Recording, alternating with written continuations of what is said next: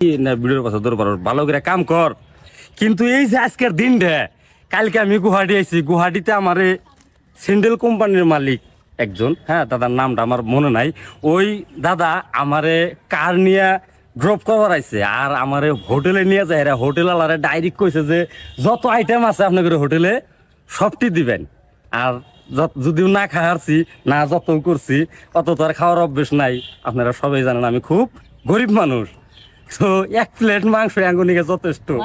হেনে যদি কেউ কয় যে হোটেলে যত আইটেম আছে সব দিয়ে দাও বাইরে, তাহলে এই পরিস্থিতিতে আমার নাগাল মাইসের কি বানাগা হারে আপনারা নিশ্চয় অনুভব করবার পারছেন। আর এই দিনটা নিয়ে গাইস আজকে 5টা বছর ধরে খায়া না খায়া বোর গাইল হই না, শ্বশুর শাশুড়ি মা ভাই ব্রাদারের গাইল হই না, এই দিনটার নিয়ে কষ্ট করে আসছিলাম। আর আপনারা ভালোবাসা দিয়ে সবল করছেন, সবেরই অন্তরস্থল থেকে ধন্যবাদ দেই।